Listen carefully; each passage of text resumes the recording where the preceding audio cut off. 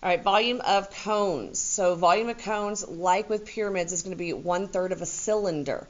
Pyramids are 1/3 of a prism. Cones are going to be 1/3 of a cylinder. So we have the formula for cylinder, volume of cylinder, pi r squared h, but now we need to throw it over 3. So let's go ahead and dive straight into this.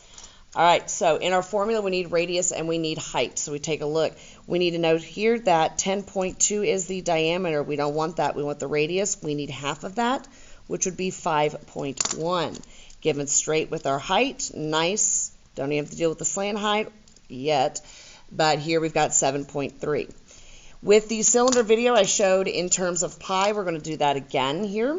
So let's go ahead and plug in volume equals. Everything's going to be over 3. We have our pi, and then now we have our radius squared times the height. I don't know why I wrote r. Sorry about that. Going to fix that. Our radius was 5.1. Going to need some more room. Sorry for wasting time. Go 5.1. Oh man, I'm just really messing up here. 5.1 squared. And then our height of 7.3. So again, in terms of pi, you're going to take care of everything except we're going to ignore the fact that we have a pi symbol there. Okay, so I'm going to cover that up, and that's what we're plugging in the calculator. Okay, 5.1 squared times 7.3 divided by 3. That's all we're plugging in, and we're going to wind up with 63.3 rounded. And now we throw on that pi symbol. Again, volume, inches cubed with volume. Now when we go and we take the 63.3 pi and we actually multiply it by that pi, we're going to get 198.8 inches cubed.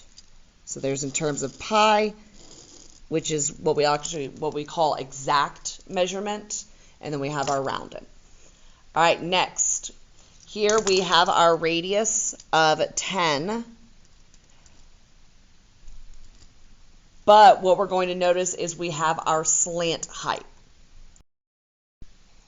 So we need to go ahead and go with Pythagorean theorem here. So we're going to make this triangle. When we take this triangle, doesn't really matter. I mean, this is 26 over here also for a 90-degree angle. Here's 10, and this is 26. So we're going to be looking for one of the legs. It's supposed to be an h. So we will take this on as h squared plus the other leg 10 squared equals 26 squared. So in this case we are missing a leg, so we're going to have to subtract square root. So square h squared plus 100 is going to equal 676. Then we subtract that 100 so that h squared is 576.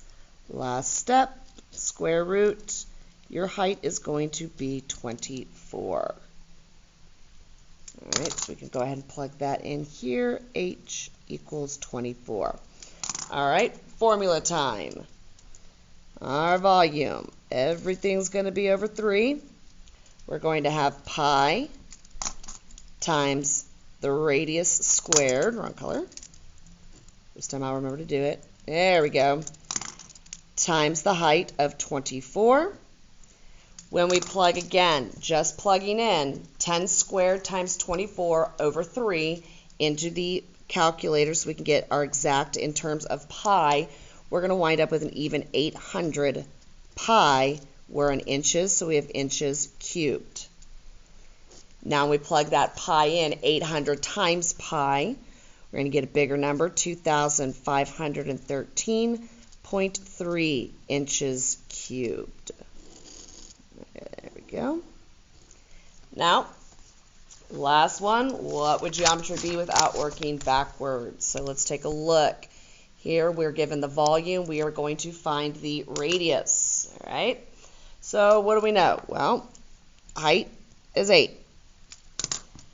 Our volume is 24 pi. Again, given us in terms of pi. We're going to see this canceling pi out again. So volume 24 pi is equal to, over here we're going to have pi times the radius squared, which we don't know yet, times our height of 8, all over 3. Rule, get rid of that denominator first. Multiply both sides by the 3.